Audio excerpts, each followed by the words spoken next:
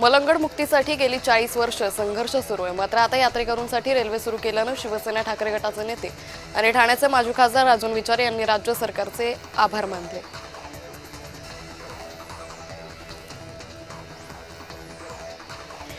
गेल्या 8 दिवसांपासून आम्ही प्रचाराला लागलोय। माझा लाडका भाऊ दर महिन्याला न विसरता खात्यात 1500 रुपये पाठवतो। त्यामुळे माझ्या मतदारसंघात ठाकरे गट आणि काँग्रेसचे हाल झालेत। विजय आमचाच आहे असं वक्तव्य आमदार संजना जाधव यांनी केलं।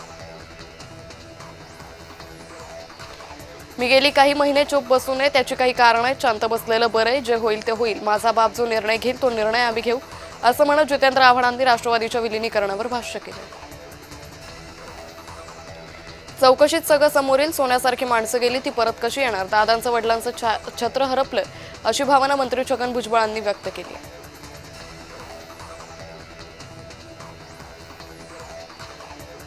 अजित पवार यांना श्रद्धांजली देण्याची वेळ येईल हे कधी वाटलं नव्हतं। दिलेला शब्द खरं करणं म्हणजे अजित पवार। त्यांच्या जाण्यानं संपूर्ण महाराष्ट्र हळहळला। नाशिकमधील नवीन जिल्हा परिषद इमारतीला अजित पवारांचं नाव देण्यात यावं ही माझी मागणी असल्याचं देवयानी फरांदे यांनी म्हटलंय।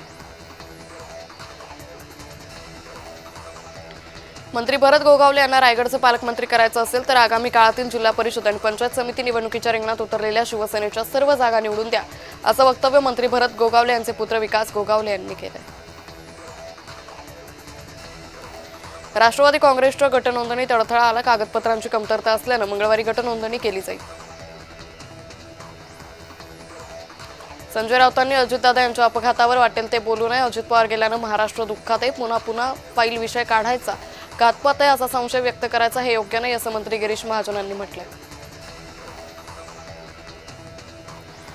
दोन्ही राष्ट्रवादी एकत्र येऊ नये म्हणून हा कट शिजला असं वक्तव्य विजय वडेट्टीवारांनी केलं होतं। याबाबत त्यांना जास्त माहिती असेल असा खोचक टोला गिरीश महाजनांनी वडेट्टीवारांना लगावला।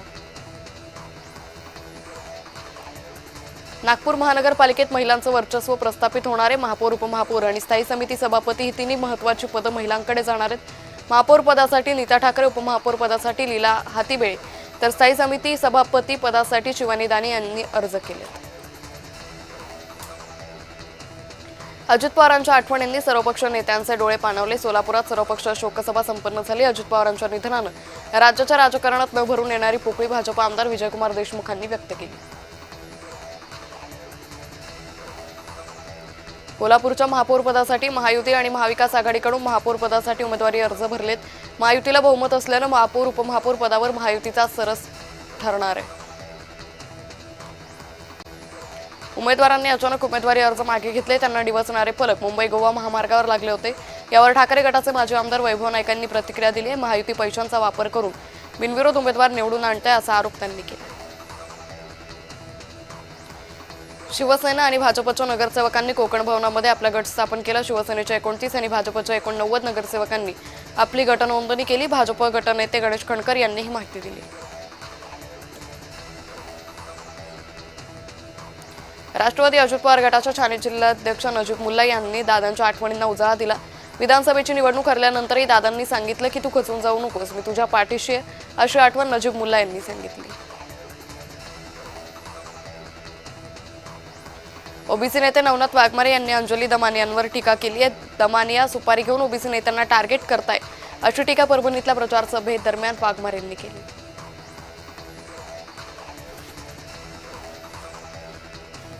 पनवेल महानगरपालिकेतील शिवसेना ठाकरे गटाच्या 5 नगरसेवकांनी कोकण भवन इथे गटनोंदणी केली तर गटनेतेपदी लीना गरड यांची नियुक्ती करण्यात आली। ठाकरेंचे उपनेते सुरेंद्र बाळमाने यांनी ही माहिती दिली।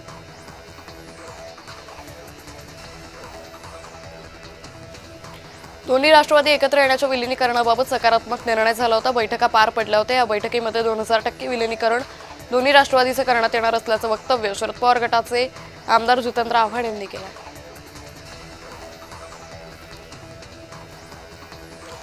श्री मलंगड असं नामकरण व्हावं कारण ही समाधी स्वामी मच्छिंद्रनाथ यांची आहे। याकरता एक मोठा संघर्ष शिवसेनेच्या माध्यमातून गेल्या अनेक वर्षांपासून सुरू आहे। लवकरच हा लढा संपेल असं मत उपमुख्यमंत्री एकनाथ शिंदे यांनी व्यक्त केलं।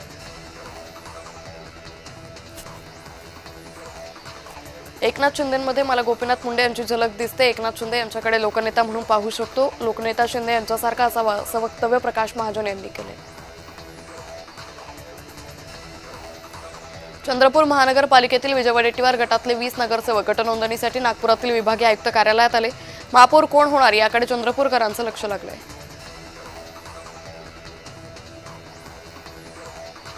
मुंबई विभागीय राष्ट्रवादी काँग्रेस पक्षाच्या वतीनं अजित पवार यांच्या अस्थींचं विसर्जन वाळकेश्वर बाणगंगा या ठिकाणी करण्यात आलं. यावेळी जिशान सिद्दीकी, सना मलिक, नवाब मलिक आणि कार्यकर्ते उपस्थित होते. दोन्ही राष्ट्रवादी एकत्र येण्याबाबत सुजात आंबेडकर यांनी भाष्य केले. दोन्ही राष्ट्रवादी एकत्र येण्यावर चर्चा केली जाते, मात्र दोन्ही राष्ट्रवादी एकत्र आल्यानंतर त्या भाजपसोबत जाणार होत्या यावर कोणी चर्चा करत नाही, असं विधान सुजात आंबेडकरांनी केले. महाराष्ट्राचे उपमुख्यमंत्री अजित पवार यांचं अस्थिकलश दर्शनासाठी संभाजीनगरमध्ये आणण्यात आलं होतं. अनेक नागरिकांनी अस्थिकलशाचं दर्शन घेतल्यानंतर गावगावतल्या गोदावरी नदीत अस्थि विसर्जित केल्या. एकनाथ खडसेंनी अर्थसंकल्पावर भाष्य केलं. अर्थसंकल्पात सर्वसामान्यांच्या अपेक्षांचं प्रतिबिंब दिसत नाही. अर्थसंकल्पात फक्त मोठ्या घोषणा केल्यात, पण प्रत्यक्षात त्याची अंमलबजावणी झाली पाहिजे, असं खडसे म्हणाले. 11 फेब्रुवारीला मुंबई महापौर पदाची घोषणा होण्याची शक्यता आहे. लवकरच महापौर पदाची जाहिरातही काढली जाईल. शिवाय 18 तारखेला विशेष सभा आयोजित केली जाईल. त्यात शिक्षण समिती अध्यक्ष, स्थायी समिती अध्यक्षांची निवड केली जाणार आहे. सिंधुदुर्गचे पालकमंत्री नितेश राणेंनी वादग्रस्त वक्तव्य केले. तिजोरीच्या चाव्या माझ्या हातात आहेत. ठाकरेंचा उमेदवार निवडून आल्यास निधी परत घेणार, असं विधान नितेश राणेंनी केलंय. मनसेच्या अंतर्गत बैठकीत उद्धव ठाकरेंबाबत केलेल्या युतीबाबत नाराजीचा सूर उमटल्याचं समजतंय. महानगरपालिका निवडणुकीत ठाकरेंच्या शिवसेनेनं मनसेला अनेक ठिकाणी मदत न केल्याची नाराजी मनसे पदाधिकाऱ्यांनी राज ठाकरेंसमोर व्यक्त केली. भाजपाचे तामिळनाडूतील नेते के अण्णामलई यांनी मुंबई हे जागतिक शहर आहे असं विधान केलं होतं. याला प्रत्युत्तर देताना राज ठाकरेंनी त्यांना रसमलाई म्हणत हटाव लुंगी बजाव पुंगी ही जुनी घोषणा दिली. यावरून मुंबईतील तामिळ समाज आक्रमक झालाय.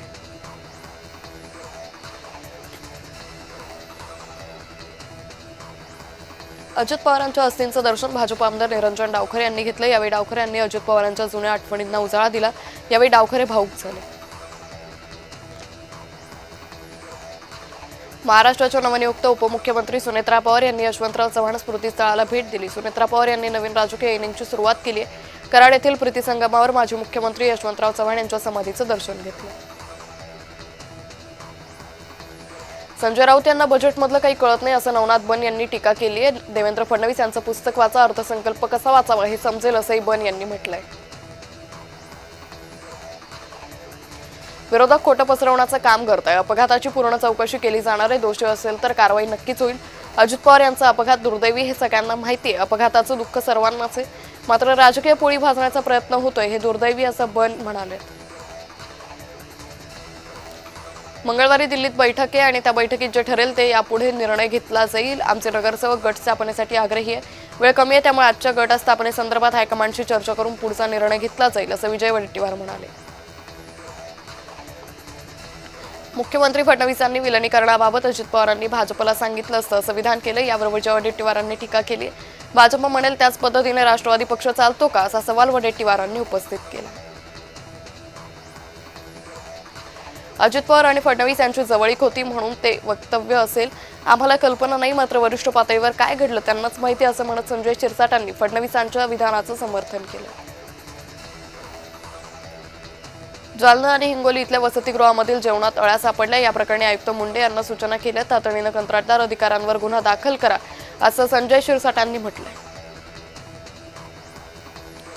जळगाव महापौर पदासाठी दीपमाला काळे आणि उपमहापौर पदासाठी मनोज चौधरी यांची निवड झाली आहे. भाजपकडून दीपमाला काळे महापौर पदासाठी तर शिवसेनेकडून मनोज चौधरी यांची उपमहापौर पदासाठी निवड झाली आहे. चंद्रपूर महानगरपालिकेतील काँग्रेसचा गट नोंदणीचा वाद आता नगरसेवक विभागाकडे गेलाय.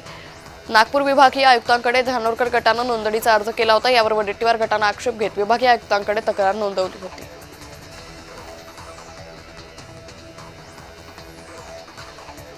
मुंबई महापौर निवड प्रक्रियेला वेग आलाय. भाजप मुंबई अध्यक्ष अमित साटम आणि शिवसेना नेते राहुल शेवाळे महापालिका आयुक्त भूषण गगराणी यांच्या भेटीला गेले. फेब्रुवारीच्या दुसऱ्या आठवड्यात महापौर पदाची घोषणा होण्याची शक्यता आहे.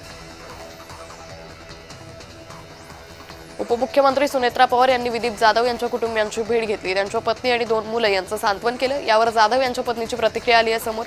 माझं जसं सर्वस्व गेलंय तसं सुनेत्रा वहिनींचं सुद्धा सर्वस्व गेलंय, त्यामुळे त्यांचं आणि माझं दुःख एकच असल्याची भावना विदीप जाधव यांच्या पत्नीनं व्यक्त केली.